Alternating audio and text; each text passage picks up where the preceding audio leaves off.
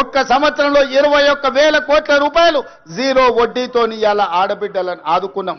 అదే కాదు, hitech city పక్కన విప్రో ఇన్ఫోసిస్ కార్పొరేట్ కంపెనీల పక్కన 4 ఎకరాలు శిల్పారామం పక్కన ఇచ్చి 150 షాపులు సెల్ఫ్ హెల్ప్ గ్రూపులు ఉత్పత్తి వస్తువులను అమ్ముకోవడానికి ఇవాళ వాళ్ళకి అక్కడ స్థలాన్ని కేటాయించడం. ఇవాళ ఆడబిడ్డలు ఆర్టీసీలో ఉచిత బస్సు ప్రయాణం కాదు, 1000 బస్సులను కొని ఆర్టీసీకి కిరాయికి పెట్టుకునే ఆర్థిక స్తోమత ఇవాళ ఆడబిడ్డలకు అందించడం. ఇవాళ ఐకేపీ కేంద్రాలు 8,000 ఐకేపీ కేంద్రాలు ఇవాళ ఆడబిడ్డల చేతుల్లో పెట్టినాం. గ్రామాలలో ఉన్న పాఠశాలల్ని అమ్మ ఆదర్శ పాఠశాల మీద ఆడబిడ్డల చేతిలో పెట్టి పిల్లల భవిష్యత్తు ఆడబిడ్డల చేతిలో భద్రమని ఇవాళ అమ్మ ఆదర్శ పాఠశాలలు తీసుకొచ్చినాం. ఇవాళ పాఠశాలల్లో పిల్లల బట్టలు ఒకనాడు కార్పొరేట్ కంపెనీలు కుట్టేవి, ఇవాళ వాటిని రద్దు చేసి ఆడబిడ్డలకే బట్టలు కుట్టే వ్యాపారాన్ని ఇవాళ ఆడబిడ్డలకే అందించినాం. ఇప్పుడు పాఠశాలల్లో తిను వస్తువులను, కూరగాయలను, పాలు, పండ్లు అన్ని సరఫరా ఒకప్పుడు వ్యాపారాలు కార్పొరేట్ సంస్థలు చేస్తుంటే వాటన్నిటిని రద్దు చేసి స్వయం సహాయక సంఘాలకు అందించి ఇవాళ ఆడబిడ్డల చేతుల్లో పిల్లల భవిష్యత్తు భద్రంగా ఉంటుంది అని ఇవాళ ఆడబిడ్డలకు అప్పచెప్పినాం. అందుకే మిత్రులారా, రైతులు కావచ్చు, మహిళలు కావచ్చు, నిరుద్యోగ యువకులు కావచ్చు, ఈ ప్రజాపాలనలో భద్రంగా ఉండాలి అని మేము ఈరోజు ప్రయత్నం చేస్తున్నాం. అందుకే ఈ వేదిక మీద నుంచి 4 కోట్ల తెలంగాణ ప్రజలకు విజ్ఞప్తి చేస్తున్నా. ఆలోచన చేయండి, అంచనా వేయండి, బేరీజు కట్టండి. 10 ఏళ్ల వాళ్ళ పాలన ఎట్లుందో, 18 నెలల్లో మా మిత్రుల పరిపాలన ఎట్లుందో మీరు చర్చ పెట్టండి. చెట్టు కింద పెట్టండి, పెళ్లి కాడ పెట్టండి, చావు దగ్గరకు పోయినప్పుడు మాట్లాడండి, కళ్ళు కాంపౌండ్ కాడ మాట్లాడండి, దావత్ కాడ మాట్లాడండి, ఏడికెళ్ళినా చర్చ పెట్టండి. 10 ఏళ్లలో ఆయన చేసిందేందో, 18 నెలల్లో మనం చేసిందేందో చర్చ పెట్టండి. చంద్రశేఖరరావు గారు ఇయాలను కుట్రలు కుతంత్రాలతోని ఆనాడు కృష్ణా నది మీద కాంగ్రెస్ పార్టీ ఉమ్మడి రాష్ట్రంలో ప్రారంభించిన ప్రాజెక్టులు 10 ఏళ్లలో ఏ ఒక్కటి పూర్తి చేయలే. పాలమూరు రంగారెడ్డి ఎత్తిపోతల ఎడారిగా మారింది, కల్వకుర్తి ఆగిపోయింది, భీమా, నెట్టంపాడు, కోయిల్ సాగర్, ఎస్ఎల్బిసి, సీతారామ, అదే విధంగా దేవాదుల, సమ్మక్క సారలమ్మ, ప్రాణహిత చేవెళ్ళ ఏ ప్రాజెక్టులు చూసినా ఎక్కడి అక్కడనే పడ్డాయి. ప్రాణహిత చేవెళ్ళ పేరు మార్చి, ఊరు మార్చి, పేరు మార్చి, అంచనాలు పెంచి 1,00,000 కోట్లు కొల్లగొట్టిన కాళేశ్వరం నువ్వు కట్టిన 3 ఏళ్లకే కూలేశ్వరం అయింది. 1,00,000 కోట్లు గంగలో కొట్టుకపోయినాయి. ఇవాళ గోదావరిలో కొట్టుకపోవడానికి కారణం నువ్వు కాదా? నీ అవినీతి కాదా? నీ కుటుంబం 1,000 కోట్ల రూపాయల దోపిడీకి పాల్పడి నాణ్యత లోపం వల్ల, ప్రణాళిక లోపం వల్ల మేడిగడ్డ, అన్నారం, సుందిల్ల కూలిపోయిన మాట వాస్తవం కాదా? ఈ ప్రాజెక్టులు కూలిపోయినందుకు నిన్ను ఆ చిన్న కాళేశ్వరంలోనే ఉరి తీసినా తప్పు లేదని అక్కడి రైతాంగం అంటున్న మాట నిజం కాదా? వ్యవసాయం మీద 2 లక్షల కోట్లు ఖర్చయిన మిత్రులారా, కేవలం కాంట్రాక్టర్లకు 2 లక్షల కోట్ల రూపాయల బిల్లులు చెల్లించడు. మరి 1000 కోట్లతో పూర్తి కావాల్సిన కల్వకుర్తి ఎందుకు ఆగిపోయింది? 300 కోట్లతో పూర్తి కావాల్సిన భీమా ఎందుకు ఆగిపోయింది? 200 కోట్ల రూపాయలతో పూర్తి చేయాల్సిన నెట్టంపాడు ఎందుకు పూర్తి కాలే? ఇవాళ 6-7 వేల కోట్ల రూపాయలతో పూర్తి చేయాల్సిన సీతారామ ప్రాజెక్టు ఎందుకు ఆగిపోయింది? ఇవాళ ప్రతి ప్రాజెక్టు దేవాదుల 12,000 కోట్ల రూపాయలు ఖర్చయినాయి. ఇంకొక 3-4 వేల కోట్ల రూపాయలు ఖర్చు పెడితే ఇవాళ దాదాపుగా 4 లక్షల ఎకరాలకు నీళ్లు వస్తాయి. ఎందుకు పూర్తి చేయలేదని నేను అడుగుతున్నా. ఉమ్మడి రాష్ట్రంలో సమైక్య పాలనలో సీమాంధ్ర పాలకులు ఆనాడు తెలంగాణ సాగునీటి ప్రాజెక్టుల మీద నిర్లక్ష్యం వహించారు, తెలంగాణను ఎడారిగా మార్చిందని చెప్పిన నువ్వు 10 ఏళ్లలో ఏ ఒక్క ప్రాజెక్ట్ అయినా పూర్తి చేసినవా?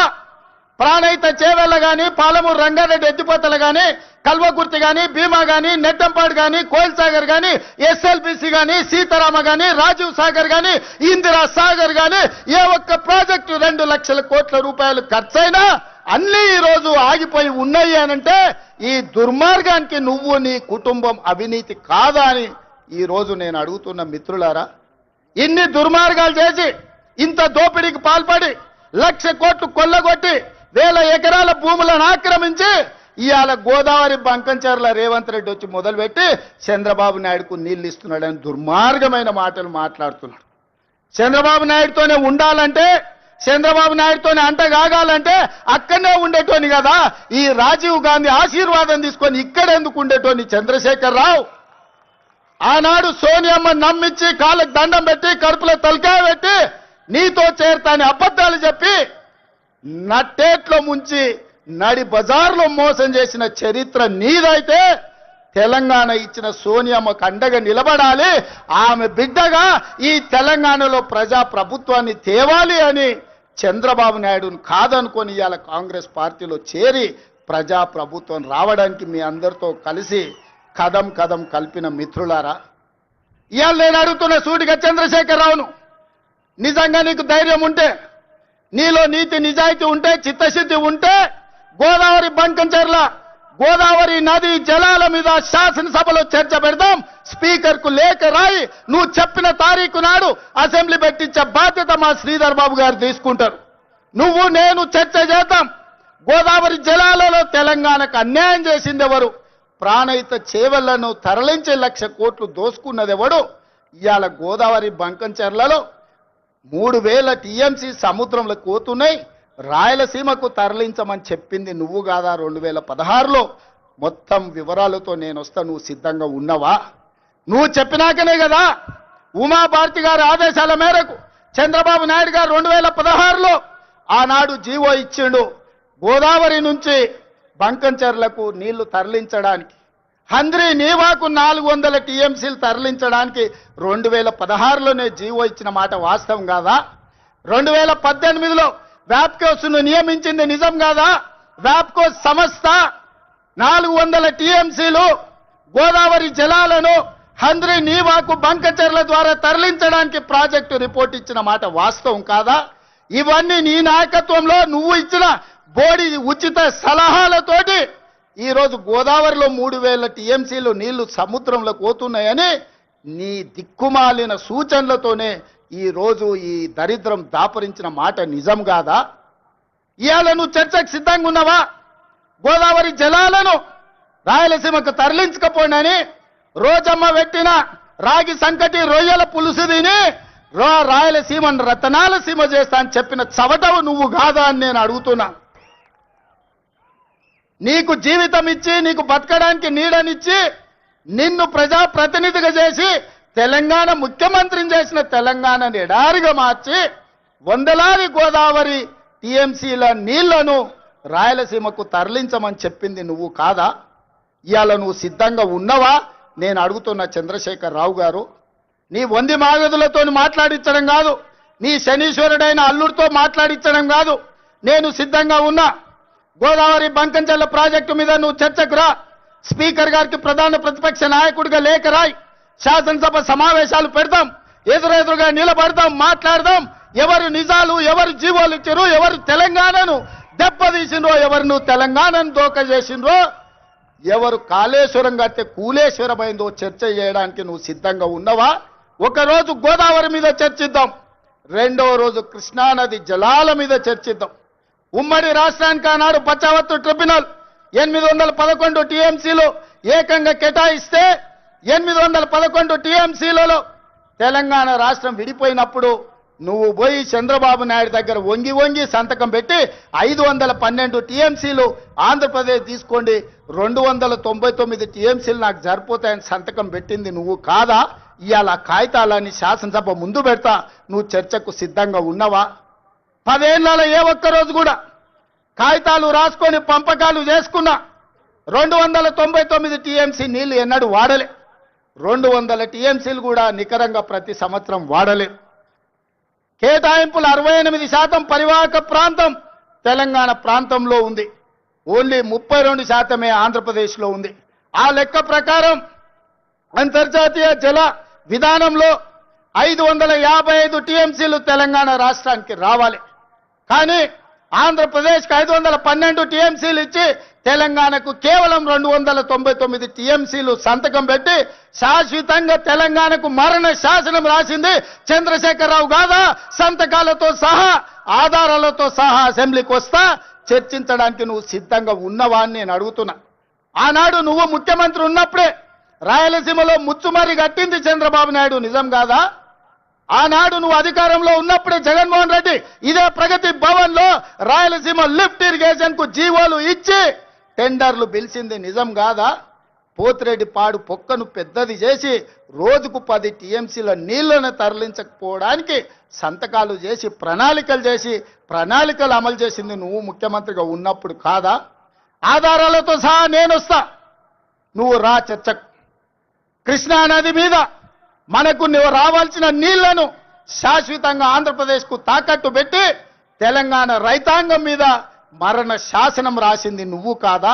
చేసిన తప్పులను కప్పుపుచ్చుకొని మొక్కం జల్లక ఫామ్ హౌస్లో పడుకొని ఇవాళ నీ అల్లుడిని ఊరి మీద వదిలేసి అచ్చోసిన ఆంబోతులాక నన్ను తిడుతున్నాడు. నేనేం చేసినా? నేను వచ్చినాక సీతారామక్క నీటికి 65 టీఎంసీల కేటాయింపులు తీసుకొచ్చిన. ఇవాళ సమ్మక్క సారలమ్మ ప్రాజెక్టు నీటి కేటాయింపుల కోసం మోడీతో కొట్లాడుతున్నా. నువ్వు వదిలేసిన తుమ్మిడి ఏటిని ఇవాళ ఎట్లయినా కట్టి ఆ తుమ్మిడి ఏటి ద్వారా శ్రీపాద ఎల్లంపల్లి శ్రీరామ్ సాగర్ కు నీళ్లు తెచ్చి ఈ రోజు ఉత్తర తెలంగాణను సస్యం సామలం చేయాలని నేను ప్రయత్నం చేస్తున్నా. నువ్వు ఆపేసిన పాలమూరు కావచ్చు, నువ్వు ఆపేసిన కల్వకుర్తి కావచ్చు, నువ్వు వదిలేసిన నెట్టంపాడు కావచ్చు, నువ్వు నిర్లక్ష్యం వహించిన భీమా ప్రాజెక్టులను పూర్తి చెయ్యాలని ఈరోజు నేను నిరంతరం ప్రయత్నం చేస్తున్నా. నీ తప్పిదాలను కప్పిపుచ్చుకోవడానికి తోడు చెప్పిండంట ఆయనకు, నీకిగా సంజీవిని గోదావరి జలాలే అని, సచ్చినోని బతికిచ్చేది గోదావరి జలాలే అని.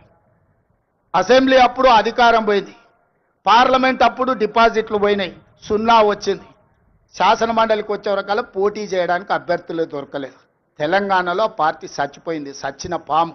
ఆ సచ్చిన పాము ఈరోజు గోదావరి జలాల సెంటిమెంటుతోని ఇవాళ మంటలు పెట్టి తెలంగాణలో పార్టీ మళ్ళీ బతుకుతుందట.